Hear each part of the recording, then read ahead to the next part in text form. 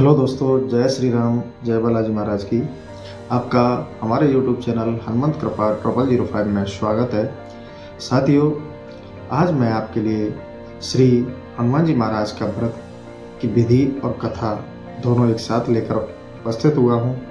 आप अगर इसको श्रवण करते हैं तो निश्चित रूप से आपको बहुत अच्छा लाभ देखने को मिलेगा और अच्छी जानकारी आपको उपलब्ध होगी। साथियों, बहुत सारे दर्शकों का कमेंट था कि भैया जी हमें थोड़ा हनुमान जी के व्रत के बारे में बताएं। तो मैंने सोचा कि व्रत के बारे में तो बताना ही है, हनुमान जी की कथा के बारे में भी थोड़ी बहुत जानकारी लोगों को नहीं होती है, तो ये भी जानकारी दी जाए। तो साथियों, पहले आज मैं आपको व्रत के बारे में, जो हनुमान जी का मंगलवार का जो व्रत रखा जाता है उसके बारे में जानकारी दूंगा। आप उसे श्रवण करें। साथियों, आपको एक भ्रम है लोगों के अंदर, उस भ्रम से भी अवगत करा दूं कि लोग कहते हैं कि सिर्फ हनुमान जी की पूजा पाठ सिर्फ पुरुष ही कर सकते हैं, महिलाएं नहीं कर सकती। तो आज आपके इस भ्रम को अपने हृदय से निकाल दीजिए। हनुमान जी का पूजा पाठ महिलाएं कर सकती हैं, महिला पाठ भी कर सकती हैं, महिला व्रत भी कर सकती हैं, बशर्ते एक उसमें शर्त होती है, जो सिंदूर चढ़ी हुई मूर्ति होती है उसको वो स्पर्श ना करें, हनुमान जी को स्पर्श नहीं करें और उनका पूजा पाठ, ध्यान और व्रत वो कर सकती हैं। और एक चीज का उनको विशेष ध्यान रखना है महिलाओं के लिए कि जिस समय उनका रजस्वला का समय हो उस समय वो व्रत न रखें। और साथियों, एक महिलाओं से मेरा एक और निवेदन है कि जिस परिवार में वो रहती हैं, शादीशुदा हैं और वो अपने परिवार के लिए भोजन बनाती हैं और उस परिवार का सदस्य व्रत रखता है, तो उस दिन वो भोजन नहीं बनाए जिस दिन उनके पति ने, ससुर ने, सास ने, किसी ने भी व्रत रखा है और उनका जो समय है कष्ट वाला था, रजस्वला का समय था और उन्होंने भोजन बना के उस व्रत वाले व्यक्ति को दे दिया, तो उसका व्रत नष्ट हो जाता है। व्रत वाले व्यक्ति को दोष लगता है और खिलाने वाले व्यक्ति को भी दोष लगता है। इस बात का व्रत करने वाले व्यक्ति को भी ध्यान रखना चाहिए और जो भोजन बना रहा है उसके लिए उसको भी ध्यान रखना चाहिए। तो साथियों, ये विशेष बात थी। और महिलाओं का ये भ्रम है कि महिलाएं व्रत नहीं कर सकती, बहुत सारे अन्य व्रत करती हैं। तो मैं आज उनको बता दूं कि शास्त्रों में ऐसा कहीं वर्णित नहीं है कि जो हनुमान जी की पूजा पाठ नहीं कर सकता, व्रत नहीं कर सकता। तुलसीदास जी स्वयं खुद हनुमान चालीसा में लिख कर गए हैं कि जो पढ़े हनुमान चालीसा वो सिद्ध साखी गौरीसा। जो का मतलब है यानी कि कोई भी व्यक्ति, चाहे वो स्त्री है, चाहे वो पुरुष है, चाहे कोई भी है। तो साथियों, महिलाएं भी व्रत कर सकती हैं, पूजा पाठ कर सकती हैं, बशर्ते सिंदूर चढ़ी हुई, चोला चढ़ी हुई मूर्ति को स्पर्श ना करते हुए वह अपना पूजा पाठ कर सकती हैं। तो साथियों, मंगलवार का जो हनुमान जी का व्रत रखा जाता है वो हनुमान जी को प्रसन्न करने के लिए और अपनी भक्ति को श्री हनुमान जी के चरणों में प्रेषित करने के लिए ये व्रत सभी जन लोग बड़े भक्ति भाव के साथ रखते हैं। तो साथियों, आपको बता दूं कि मंगलवार के दिन आप इस व्रत को रखते हैं तो अच्छा है, नहीं रखते हैं तो आप रखना शुरू कर दें। अगर कुछ भक्तों का कमेंट था कि इसको किस हिसाब से इसको शुरू किया जाए, इसका कोई अनुष्ठान है क्या, ऐसा एक कमेंट था, तो इस बिंदु पर भी मैं चर्चा करूंगा।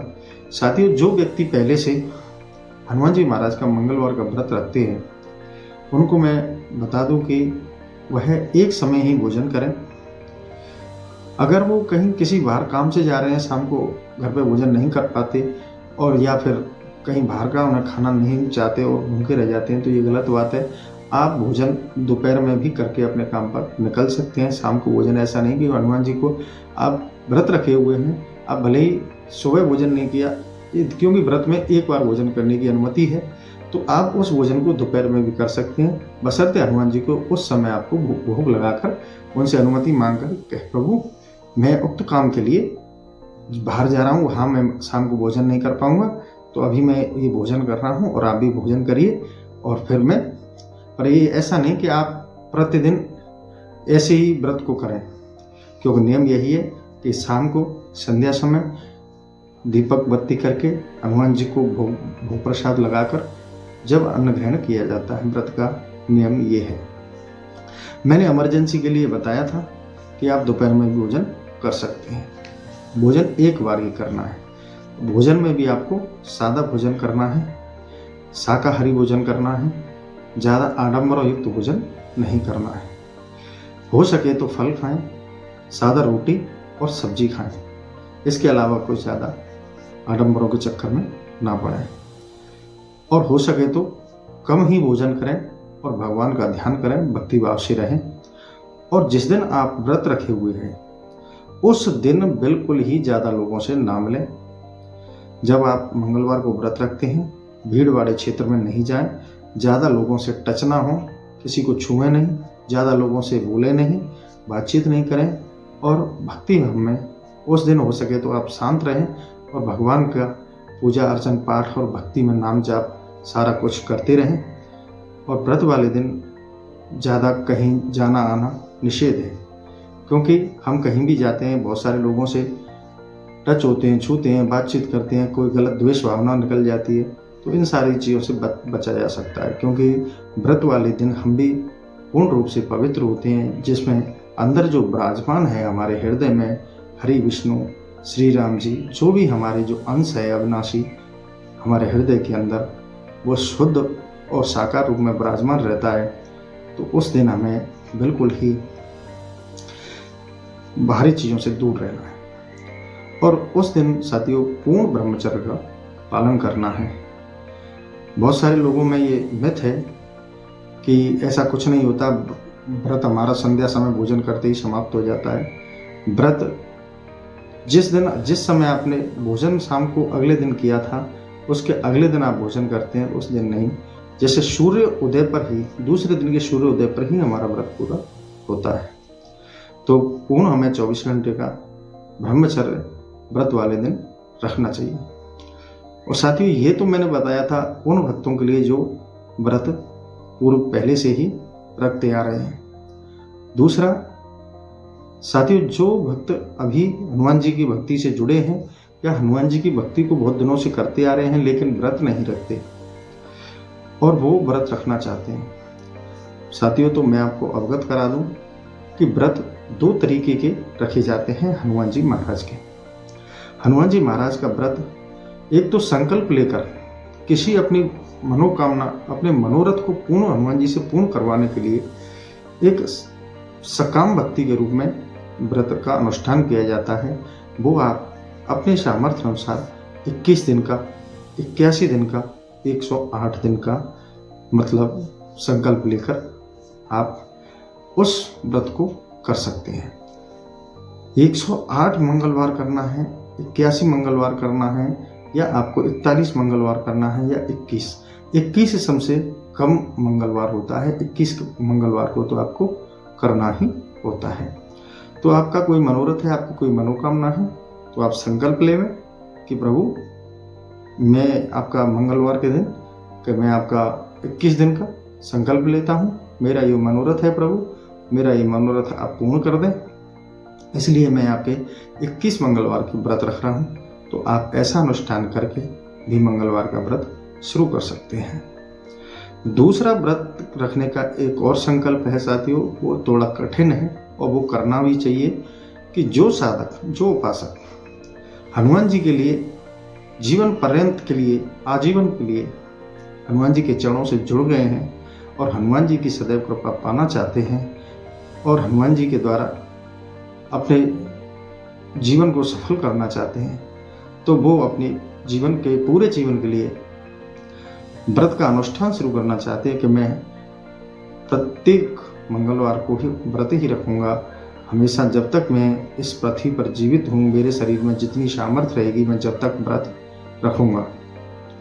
तो साथियों उसके लिए मैंने जब शास्त्रों का अध्ययन किया तो उसमें ऋषि मुनियों के द्वारा शास्त्रों में बताया है कि ऐसे व्यक्ति को हनुमान जी का व्रत शुरू करने, जो आजीवन मंगलवार का व्रत रखना चाहता है, ऐसे व्यक्ति को जो हनुमान जी की इस विशेष कृपा का पात्र बनना चाहता है, वो व्यक्ति अपना व्रत किसी भी सरोवर के किनारे जाकर, पर किसी भी सरोवर का उसमें उल्लेख नहीं है, उसमें 2 जगह का उल्लेख बताया गया था शास्त्र में।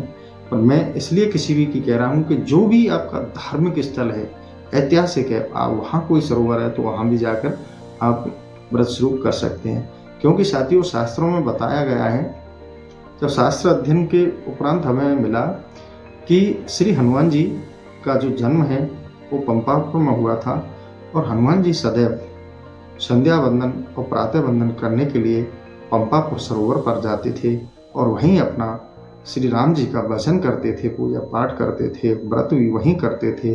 तो साथियों, शास्त्रों द्वारा, महापुरुषों संतों द्वारा वर्णित शास्त्रों के आधार पर मैं आपको बता रहा हूँ, और उसमें यही वर्णित किया गया है कि श्री हनुमान जी महाराज का आप व्रत शुरू करना चाहते हैं, जनमानस के लिए संतों द्वारा बताया गया था। ये मैं आपको बता रहा हूँ कि हमारे राष्ट्र में, हमारे भारत के अंदर जो व्यक्ति पंपापुर, जो आज उनकी हम जानकारी भी नहीं है, ऐतिहासिक चीज़ें हैं, वहाँ नहीं जा पाते, तो शास्त्र में वर्णन किया गया है कि जो व्यक्ति भारत के 2 स्थान हैं, एक तो ब्रज क्षेत्र में, जो ब्रज क्षेत्र है, जो ब्रज 84 क्षेत्र है, उसमें कोई भी सरोवर हो, या फिर वृंदावन में कोई भी सरोवर हो, कोई भी कुंड हो, कोई भी तालाब हो, वहां जाकर किसी विद्वान पंडित से पूजा अर्चना कराकर पाठ का अनुष्ठान लेता है और हनुमान जी से उस सरोवर पर बैठकर यह निवेदन करता है कि मैं आजीवन आपका मंगलवार का व्रत रखूंगा, और ऐसा कर कर वह व्रत शुरू करता है, तो निश्चित ही उससे हनुमान जी प्रसन्न होते हैं और उन्हें बाल रूप में दर्शन देते हैं। ये उस शास्त्र में वर्णित है कि निश्चित तौर पर ही उस दर्शन देते हैं, उसके सारे मनोरथ पूर्ण करते हैं, और भक्ति के द्वारा उन्हें राम रसायन रूपी भक्ति उन्हें उस दास को प्रदान करते हैं, ऐसा शास्त्र में वर्णित है। तो साथियों, कोई भी व्यक्ति अगर इस तरीके से, नए तरीके से अगर कोई व्रत शुरू करना चाहता है, व्रत मैं भी रहता हूँ, मैं भी रखता हूँ, पर हमें इससे पहले जानकारी नहीं थी कि सरोवर पर अनुष्ठान कराकर और पाठ शुरू किया, व्रत शुरू किया जाए।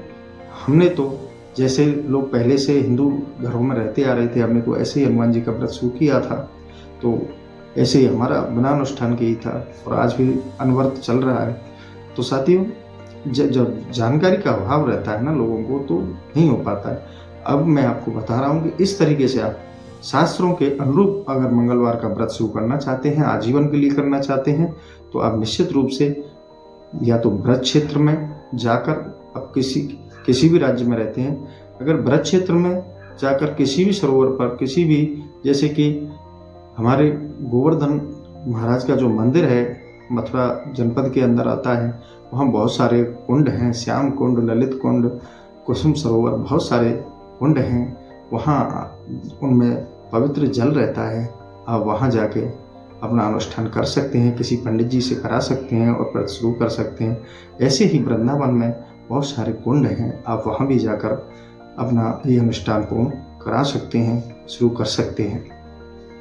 अगर साथियों आप इन दोनों स्थानों पर, ये तो शास्त्रों के अनुरूप बताया कि ब्रज 84 कोष के अंदर जो भी सरोवर हैं, तालाब है, वहाँ अनुष्ठान करावें, या फिर वृंदावन में जाकर।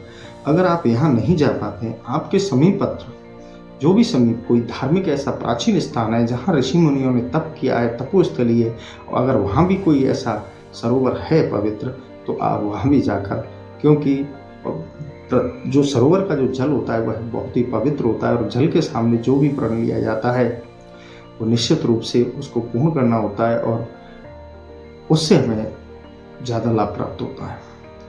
तो साथियों, मैंने आपको दोनों तरीके से व्रत रखने, एक तो सकाम भाव से, जो कि जिसमें हमें संकल्प लेना होता है और वो निश्चित समय के लिए होता है, जैसे 21 दिन, 81 दिन, 108 दिन मंगलवार, 108 मंगलवार, तो उस तरीके से कर सकते हैं।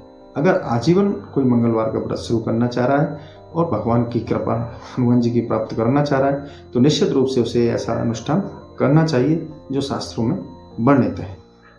तो साथियों, यहाँ तक मैंने आपको बताया और जानकारी आपको सही लगी हो तो इस अनुष्ठान को आप जरूर करें। साथियों, खान पान का मैंने आपको बता ही दिया। खान पान आपको शाकाहारी रखना है, समय एक बार ही भोजन करना है और साथियों ज़्यादा लोगों से नहीं मिलना है मंगलवार के दिन, और भगवान की पूजा अर्चना आपको सही तरीके से पूजा पाठ करना है। हो सके तो आप व्रत वाले दिन सुंदरकांड का पाठ कर सकते हैं। और साथियों, जो हनुमान जी की कथा है, व्रत रखकर अगर कोई व्यक्ति हर मंगलवार को इस कथा को सुनता है, मंगलवार व्रत कथा को, तो और ज़्यादा ही फलदायी होती है। वो व्रत कथा मैं आज इसी वीडियो में आपको सुनाऊंगा। बहुत छोटी सी कथा है एक ब्राह्मण दंपत्ति की, वो भी मैं आपको इसी वीडियो में सुनाऊंगा। चाहे भले ही वीडियो बड़ा हो जाए, लोग नहीं देख पाए, पर मेरा उद्देश्य रहता है कि लोगों को सही ज्ञान, सही दिशा की ओर मिले, तो मेरे लिए बहुत ही अच्छा है। तो साथियों, आप व्रत वाले दिन मंगलवार व्रत की कथा का वाचन करें या फिर किसी अन्य से श्रवण करें तो आपको अत्यधिक लाभ प्राप्त होता है। तो साथियों, मैं अब आपको मंगलवार की व्रत कथा सुनाने जा रहा हूँ। आप उसको ध्यानपूर्वक सुनें। और इसकी पुस्तक भी आती है साथियों, धार्मिक जो पुस्तक विक्रेता होते हैं वहाँ आपको मंगलवार व्रत की कथा भी मिल जाती है। आप वहाँ से ले सकते हैं, या तो पुस्तक से, नहीं तो आप मोबाइल में मिल जाती है, मोबाइल में अपने सुन सकते हैं। तो साथियों, मंगलवार की मैं आपको व्रत कथा सुनाने जा रहा हूँ, ध्यान से आप श्रवण करें। एक ब्राह्मण दंपत्ति के कोई संतान नहीं थे, जिसके कारण पति पत्नी बहुत ही दुखी रहते थे। वह ब्राह्मण हनुमान जी की पूजा हेतु वन में चला गया। उसने सोचा कि मैं हनुमान जी से एक पुत्र प्राप्ति के लिए वन में साधना करता हूँ, तो हनुमान जी प्रसन्न होकर मुझे एक पुत्र अवश्य देंगे।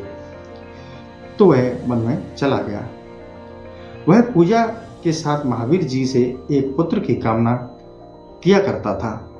घर पर उसकी पत्नी भी मंगलवार का व्रत रखती थी, क्योंकि दंपति दोनों ही हनुमान जी की भक्ति रस में डूबे हुए थे और हनुमान जी के आश्रित थे।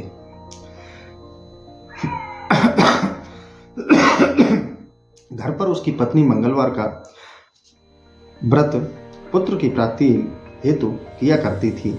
मंगलवार के दिन व्रत के अंत में भोजन बनाकर हनुमान जी को भोग लगाकर ही वह भोजन ग्रहण करती थी। एक बार उसके कोई बीच में व्रत पड़ गया और उसने भोजन नहीं बनाया और वह भोजन नहीं बना पाई। इस कारण ब्राह्मणी ने भी भोजन नहीं बना सकी, तो हनुमान जी को भी भोग नहीं लगाया। तो ब्राह्मणी के बीच में कोई व्रत ऐसा आ गया कि वह उस दिन उसने भोजन नहीं बनाया और हनुमान जी को भी भोग नहीं लगा। तो उसने सोचा, जब हनुमान जी को भी भोग नहीं लगा तो मैं भी भोजन नहीं करूंगी। और वह अपने मन में ऐसा प्रण करके सो गई और अगले मंगलवार को हनुमान जी को भोग लगाकर अन्न ग्रहण करूंगी। अब उसने सोचा कि आज मैं हनुमान जी को भोग नहीं लगा पाई, तो अब अगले ही मंगलवार को हनुमान जी को भोग लगाकर ही मैं भी भोजन ग्रहण करूंगी। वह भूखी प्यासी 6 दिन तक पड़ी रही। मंगलवार के दिन तो उसे मूर्छा ही आ गई। तब हनुमान जी उसकी लगन और निष्ठा को देखकर प्रसन्न हो गए और उसको दर्शन दिए और कहा, मैं तुम्हें अति प्रसन्न हूँ और बताओ मुझसे आप क्या चाहती हो। तो ब्राह्मणी ने कहा, मुझे एक पुत्र की आशा है कि आप मुझे एक पुत्र दे दें, तो मैं तुझे एक सुंदर बालक देता हूँ। हनुमान जी ने कहा, जो तेरी बहुत सेवा किया करेगा। हनुमान जी मंगलवार को बाल रूप में ब्राह्मणी को दर्शन देकर अंतर्ध्यान हो गए। सुंदर बालक पाकर ब्राह्मणी अति प्रसन्न हुई, क्योंकि हनुमान जी का वरदान था। तो ब्राह्मणी को एक सुंदर बालक उत्पन्न हुआ और सुंदर बालक पाकर ब्राह्मणी अति प्रसन्न हुई। ब्राह्मणी ने बालक का नाम मंगल रखा। कुछ समय पश्चात ब्राह्मण वन से लौटकर आया।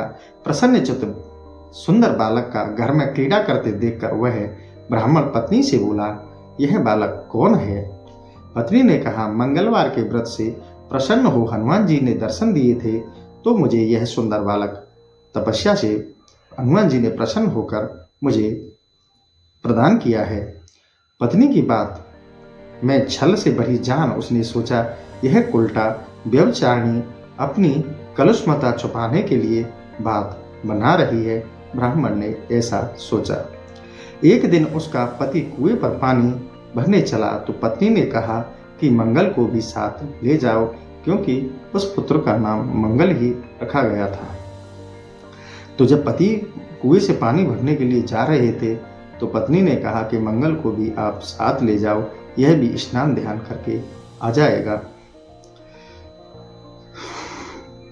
वह मंगल को साथ ले चला और उसको कुएं में डालकर वापस पानी भरकर घर आ गया। तो पत्नी ने पूछा कि मंगल कहाँ है? तभी मंगल मुस्कुराता हुआ घर आ पहुंचा। उसको देखकर ब्राह्मण आश्चर्यचकित हो गया, क्योंकि मैं तो इसे कुएं में डालकर आया था। जब ऐसी घटना को देखकर ब्राह्मण को बड़ा आश्चर्य हुआ। ब्राह्मण अपने कुएं में बच्चे को ढकेलाने की बात को कह न सका और चुपचाप भोजन कर रात्रि को सो गया।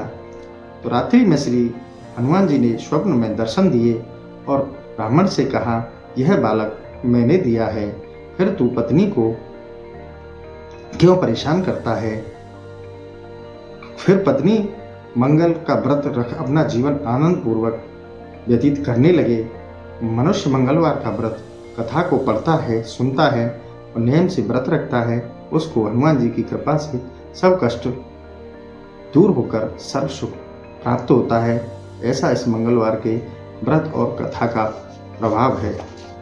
तो साथियों, ये एक छोटी सी मंगलवार के व्रत की कथा थी, जिसमें एक ब्राह्मण दंपति के पास पुत्र नहीं था, तो हनुमान जी ने उनके व्रत की साधना से प्रसन्न होकर उन्हें पुत्र प्रदान किया। और जब उसके पुत्र को नष्ट करने की चेष्टा की गई तो हनुमान जी की कृपा से वह पुत्र पुनः उनको प्राप्त हुआ और हनुमान जी ने उसके पति को भी स्वप्न में समझाकर उसे अच्छा और एक अच्छी महिला के रूप में प्रेषित किया। तो ऐसा इस कथा के अंदर है, जो आपको मैंने श्रवण कराया गया।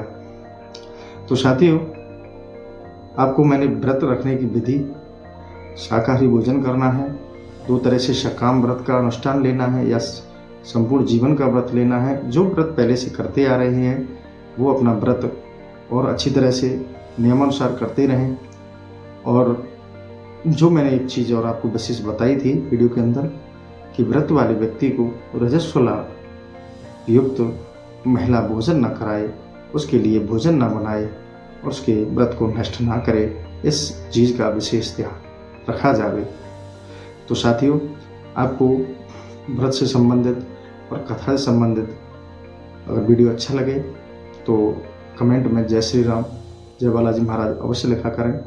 और साथियों, आपसे निवेदन करता हूँ कि वीडियो को सबसे ज़्यादा अपने मित्र को, रिश्तेदारों को, अपने जानकारों को शेयर किया करें, जिससे उनको भी हमारे वीडियो बनाने का उद्देश्य का लाभ मिल सके।